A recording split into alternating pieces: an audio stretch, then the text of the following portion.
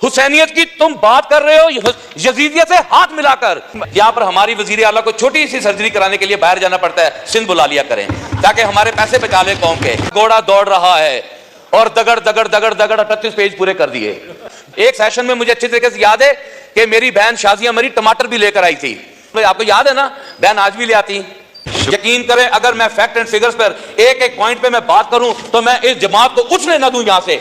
नाजरीन, हाईलाइट्स आपने मुलाजा फरमाई। बजट इजलास में निसार जर जिसने नून लीग रहनुमा राना सनाउल्लाह को शिकस्त फाश दी थी, असम्बली में दबंग स्पीच करते हुए हुकूमती अरकान को अड़े हाथों लिया और सिंध हुकूमत की खूब तारीफ़ की। उन्होंने सिंध हुकूमत से मुतालबा किया है कि चौंके सिंध में आपने बेहतरीन हॉस्पिटल बनाए हैं तो मरियम नवाज़ को जो हर साल सर्जरी करवाने के लिए बाहर जाती हैं, खुदा के लिए अपने पास बुलवा लिया करें ताकि उस पर खर्च होने वाला गरीब आवाम का पैसा बच जाए।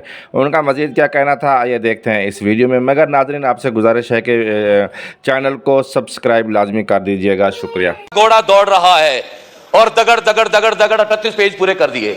वो खुदा के बंदो, हुसैनियत की तुम बात कर रहे हो यजीदियत से हाथ मिलाकर। एक सेशन में मुझे अच्छी तरीके से याद है कि मेरी बहन शाजिया मरी टमाटर भी लेकर आई थी। आपको याद है ना, बहन आज भी ले आती तो मुझे खुशी महसूस होती है।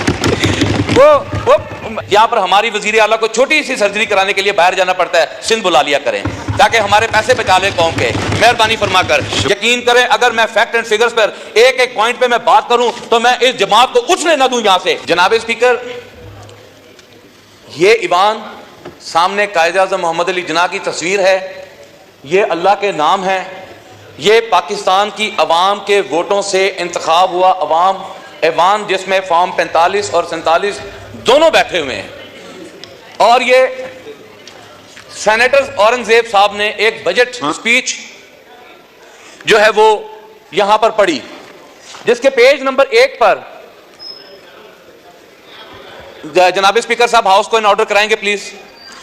जिसके पेज नंबर 1 पर सेनेटर औरंगजेब साहब कहते हैं कि जनाब ये शहबाज शरीफ साहब की क़यादत में, मियां मोहम्मद नवाज शरीफ साहब की क़यादत में बिलावल भुट्टो, जरदारी साहब, खालिद मकबूल सदीकी, चौधरी शुजात, अलीम और दीगर के नाम लेकर कि उनसे यह रुजू करके बजट बनाया गया है। और पाकिस्तान पीपल्स पार्टी की लीडरशिप मीडिया पे इस ईवान में खड़ी होकर कह रही है कि हमसे पूछकर यह बजट नहीं बनाया गया। MQM कह रही है ये हमसे पूछकर नहीं बनाया गया। चौधरी शुजात की तो शायद आप ही समझ सकते हो, उनसे भी पूछ लें कि पूछा गया कि नहीं गया।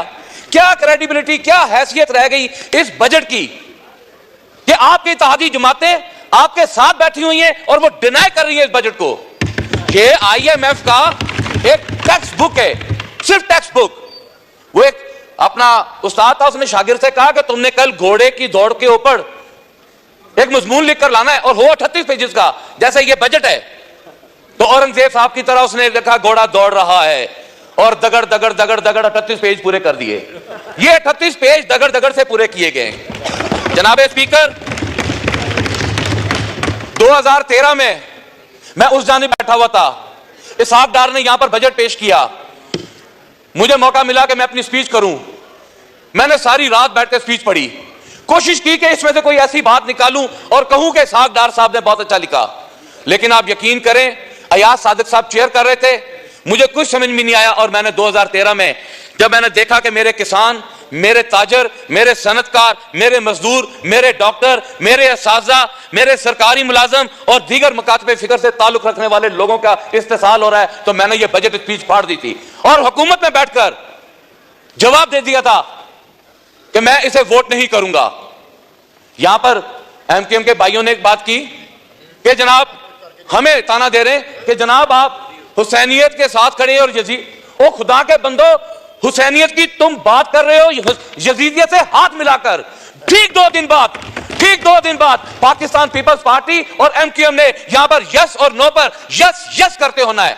एक सेशन में मुझे अच्छी तरीके से याद है कि मेरी बहन शाजिया मरी टमाटर भी लेकर आई थी। ये अपोजिशन में थे, गवर्नमेंट में। आपको याद है ना, बहन आज भी ले आती तो मुझे खुशी महसूस होती है। वो मैंने समझा कि शायद आप बैठी हुई, शायद आप तकल्लुफ कर ही लें। EOBI में वो कोई रजिस्टर नहीं है। आलम यह है कि जो मजदूर के बच्चे थे जनाब स्पीकर साहब, उनको जो रजिस्टर्ड थे सोशल वेलफेयर में पिछले 2 साल से उनको जो एजुकेशन के लिए पैसा दिया जाता था वो भी बंद कर दिया गया। मैं आपकी वसासत से जनाब स्पीकर साहब एक रिक्वेस्ट करना चाहूंगा, मेहरबानी फरमाकर गवर्नमेंट से कहें कि वो बच्चे जिनकी तालीम बंद की हुई है 2 साल से मजदूर के, उनकी तालीम को जो है वो बहाल किया जाए। जनाब स्पीकर साहब बड़ी मुश्किल से टाइम दिया, 2 मिनट दे दें। यकीन जाने हमारे इलाकों में, मैं समझता हूं, मुझे मालूम है आप, लेकिन सैयद बादशाह मेहरबानी सर, मेहरबानी। मैं एक रिक्वेस्ट और करना चाहूंगा, पावर लूम इंडस्ट्री जो आपकी लार्ज स्केल मैन्युफैक्चरिंग कंपनीज हैं जो कि सेल्स टैक्स का हिस्सा हैं, जो आप उनको बिजली का यूनिट दे रहे हैं वही यूनिट आप पावर लूम इंडस्ट्री को दें ताकि वो लोग अपना सर्कल चला सकें। जनाब स्पीकर, एफबीआर का आलम यह है कि सूतर मंडी फैसलाबाद जो कि पूरे पाकिस्तान की इकॉनमी को सपोर्ट करती है, मैं चैलेंज से कह सकता हूं, पाकिस्तान पीपल पार्टी दीगर जमातें नून लीग उठे मेरे साथ आए सूतर मंडी में, उनकी एफबीआर की चैन ही मुकम्मल नहीं है, चैन ही मुकम्मल नहीं है। आड़तिया और ब्रोकर के दरमियान जो मिडलमैन है वो रजिस्टर्ड ही नहीं है। वो बोझ भी जो सेल्स टैक्स का 18% जो रजिस्टर्ड को देना है वो ना होने की वजह से 22% जो है वो मालकान को अपनी जेब से पे करना पड़ रहा है। और फ्रॉड और धोखाधड़ी और मुल्की मैशत का जो पैसा खाया जा रहा है उसका कोई वाली वारिस नहीं है। आज तक एफबीआर जो है वो उसमें नाकाम गई है। स्पीकर साहब, मैं यकीन जाने सिंध का विजिट करके आया हूं, मैं दिल से अप्रिशिएट करता हूं पाकिस्तान पीपल पार्टी को, जिस तरह आप लोगों ने NICVD जैसे गंबट हॉस्पिटल जैसे SIUT, मैं डॉक्टर हमारे जो प्रोफेसर वहां पर हैं अदीबुल हसन रिजवी साहब, मैं उन्हें खराज तहसीन पेश करता हूं इस ईवान में। उन लोगों की मेहरबानी की वजह से इतने मेहरबानी फरमाकर हमारे कुछ पैसे बचा लें। यहाँ पर हमारी वजीर आला को छोटी सी सर्जरी कराने के लिए बाहर जाना पड़ता है, सिंध बुला लिया करें ताकि हमारे पैसे बचा लें कौम के, मेहरबानी फरमाकर। ये तालीम का इन्होंने बेड़ा गर्क कर दिया है, हॉस्पिटल्स का इन्होंने बेड़ा गर्क कर दिया है। जनाब स्पीकर साहब, यकीन करें अगर मैं फैक्ट एंड फिगर्स पर एक एक पॉइंट पे मैं बात करूं तो मैं इस जमात को उठने ना दूं यहाँ।